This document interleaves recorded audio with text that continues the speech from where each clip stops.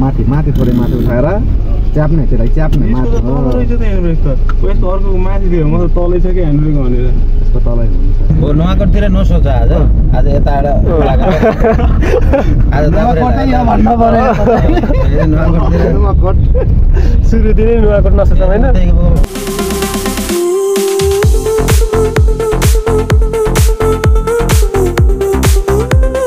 so hello guys welcome to my new blog I hope सबैजना सन्चै हुनुहुन्छ होला जे हुन्छ नि आज त म बिहानको 6:30 बजे इन्ट्रो गर्न आइरहेको छु कि खोलातिर देखिन्छ हुन्छ खालि यही चौरमा आउँछु इन्ट्रो गर्नको लागि जे आज त बिहान नै आइरहेको छु कि अहिले त घाम पनि उदाएको छैन जे हुन्छ नि आज चाहिँ दाइको स्पेसल हो कि किनभने दाइले एउटा केही काम गर्दैछ त्यही भएर दाइ अब लगभग आधा घन्टा पछि हामी गइन्छ त्यतातिर जे हुन्छ नि अहिले नास्ता पनि खाएन चिया पनि खाएन अहिले चिया पाक्दै थियो फेरि म आइहालेँ कि अब गएर चिया खान्छु जे हुन्छ नि दाइको स्पेसल हो कि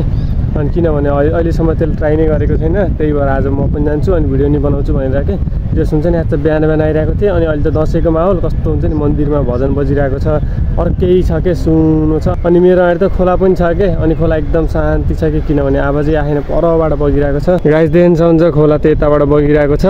जस हुन्छ नि शान्ति तरिकाले बगेको छ के बिचमा देखिन्छ हुन्छ सेतो यो फुल जस्तो कति धेरै उम्रेको छ परैसम्म देखिएको छ के अनि क्या राम्रो देखिएको छ हेर्दा पनि अनि गाइस यहाँबाट घाम उदाउँदैछ कि बल्ल देखिन्छ यो मन्दिर हो ठ्याक्कै मन्दिरको पछाडिबाट घाम उदाउँदैछ देखिन्छ हुन्छ डाँडाहरू कस्तो राम्रो देखिरहेको छ कि पुरै यस्तो यस्तो हुन्छ नि यहाँ चाहिँ 4-5वटा यो पहिलो दोस्रो तेस्रो अझै चौथो पछाडिपट्टि छ होला देखिन्छ हुन्छ क्या राम्रो देखिरहेको छ त्यही नै गाइस अब चाहिँ म घर जान्छु अनि घरका नास्ता खाएर भेटौँला रुखमा कति आत्तिन्छ यो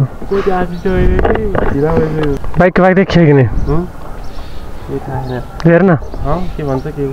कति देखियो मैले देख्दिनँ कि पुरै खै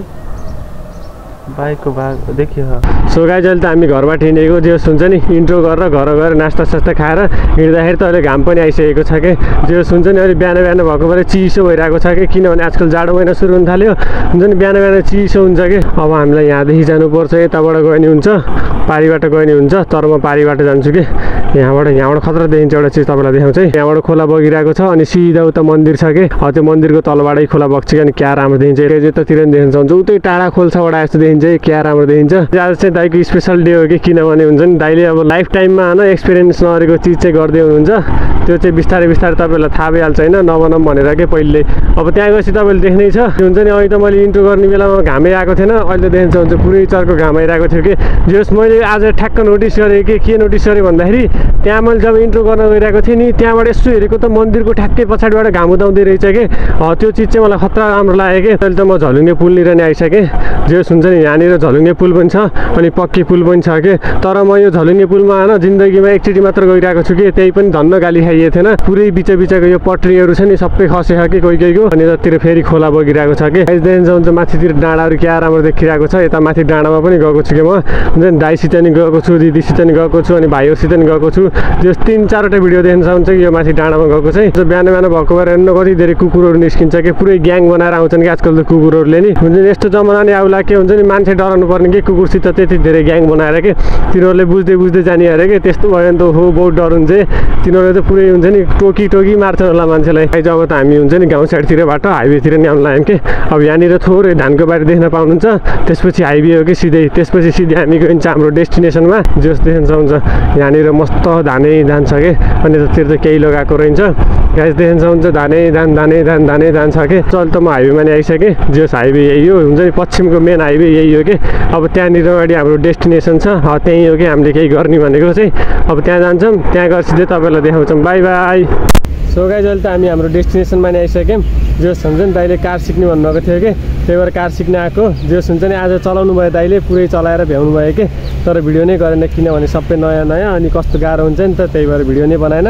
भोलि तपाईँलाई देखाउँछु कि दाइले चलाएको चाहिँ गाइस देखिन्छ हुन्छ यही हो ट्रायल दिने ठाउँ अहिले दाइले त उतातिर गएर चलाउनु भयो कि बाहिरतिर चौरमा देखिन्छ हुन्छ यहाँ त एउटा दाइले सिकिरहनु भएको छ एक्सपिरियन्स त के हुने हो सुरुमा अलिकति नर्भस भयो होइन अब त्यही पनि सबै कुरा जाने थियो होइन त्यही भएर राम्रै चलाइयो भनौँ जे हुन्छ नि दाइले चाहिँ खतरा चलाइदिएको फर्स्टचोटि नि मैले यता यस्तो भनेको थिएँ मैले पनि थोरै होइन सबभन्दा ठुलो कुरो जो अब्जर्भेसन हो अब्जर्भेसन पहिले सुरुमा गर्ने अलिकति भिडियो हेर्ने भने चाहिँ सजिलो छ बाइकभन्दा सजिलो छ कार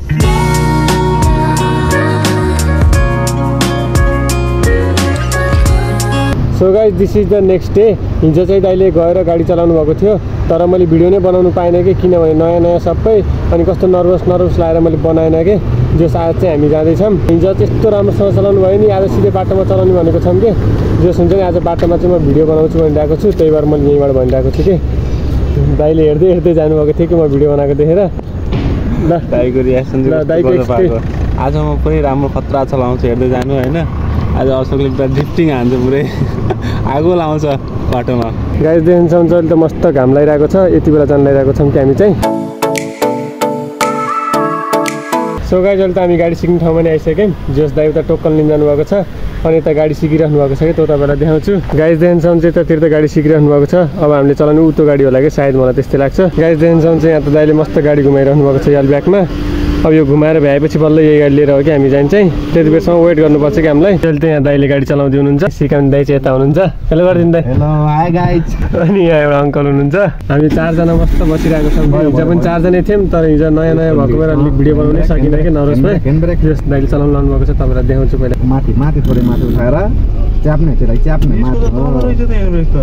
अर्को माथि दियो म त तलै छ कि ह्यान्डब्रेक भनेर त्यसको तलै हुन्छ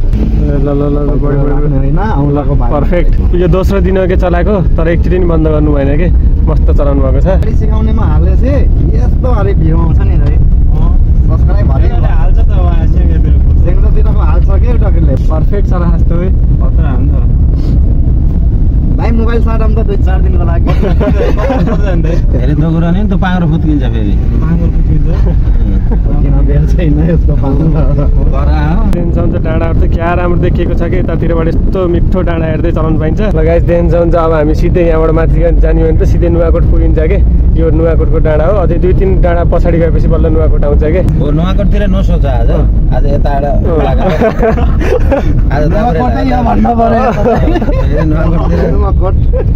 सुरुदेखि नै नुवाकोट नसोच होइन केही बोल्दै एक्सपिरियन्स बोल्दै बताउने हो अलिअलि होइन हल्का फल्का जियो चाहिँ एकदम राम्रो सिके जस्तो लाग्यो कि युट्युबमा भिडियो हेरेर आएँ होइन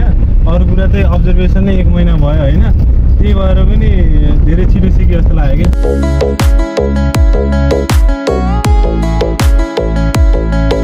गाइस देख्नुहुन्छ यहाँबाट त क्या राम्रो देखिन्छ कि भ्यू अब ठ्याक्क ब्याक गर्ने बेला भयो कि अब सबै गइसक्यो देखिन्छ हामी चलाउँदा जङ्गलमा आइसक्यौँ कि बाहिर गयो छोयो यहाँभित्र आयो भने छोइहाल्छ है गाइस देख्नुहुन्छ यहाँबाट कस्तो राम्रो डाँडाहरू देखिन्छ कि पुरै हुन्छ नि हरियो डाँडाहरू क्या क्लियर देखिरहेको छ यति कुदाउँछ कि डाँडाहरू देखाउनै पाइएको थिएन कि ठ्याक्क देखेर तपाईँलाई देखाएको देख्नुहुन्छ यस्तो डाँडाहरू हेर्दै हो कि हामीले गाडी चलाउने गाइस देख्नुहुन्छ कति राम्रो देखेको छ यहाँबाट जानु पुरै फराकिलो पुरै डाँडा देखिएको छ गाइस देख्नुहुन्छ भैँसी बाटोमा भैँसी भेटिरहेको छ देख्नुहुन्छ डराएर भायो कि भैँसीहरू त सो गाइस अहिले त हामी यस्तो मस्त चौरमा आएको छौँ देख्नुहुन्छ पुरै खुल्ला के कति पराएमा आयौँ के अनि त्यो दाइले मस्त सिकाउनु भएको क्या दाइलाई ब्याक गर्नको लागि टुट गर्ने हुन्छ त्यसमा त कता हेर्ने अरे यता हेर्ने त्यो पाङ्ग्रै देखिएन त्यसमा पाङ्ग्रा किन देखिन पर्यो है यसो ठिक छ नि हो त्यो ठिक छ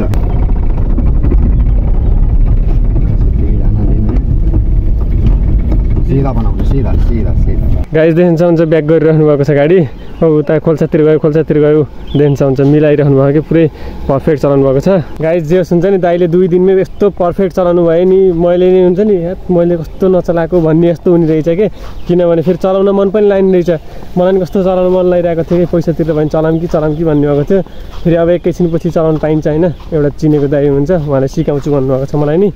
जस दाइले त होइन अहिले मलाई छोडेर जान बेर छैन ब्याक गर्दा उता गइसक्नु भयो गाइस देख्नुहुन्छ पुरै जङ्गल जस्तो ठाउँ छ अनि यहाँनिर भैँसीहरू चलिरहेको छ कि अनि त्यतिर पुरै जङ्गलै जङ्गल छ देख्नुहुन्छ पुरै चारैतिर जङ्गलै जङ्गल छ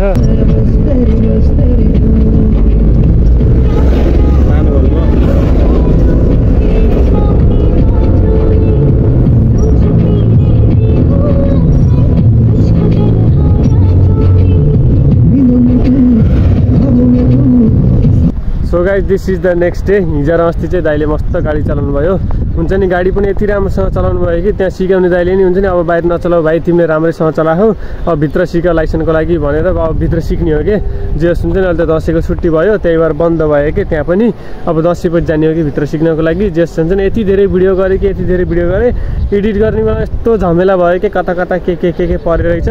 अनि त्यसपछि बल्ल बल्ल एडिट गरेँ कि अब मैले त यही मोबाइलमा एडिट गर्छु यही मोबाइलमा भिडियो बनाउँछु अनि त्यही भएर लास्टै ह्याङ हुन्छ कि मोबाइल बल्ल बल्ल बल्ल गर्नुपर्छ अनि तात्यो भने फेरि एकैछिन रेस्ट दिनुपर्छ त्यस्तरी हो कि एडिट गर्ने जस्तै नि आई होप तपाईँहरूलाई आजको भिडियो राम्रो लाग्छ यदि राम्रो लाग्छ भने चाहिँ लाइक सेयर एन्ड सब्सक्राइब गर्न नभुल्नु होला भेट्दै गरौँ अझै राम्रो भिडियोमा त्यति बेलासम्मको लागि चाहिँ बाई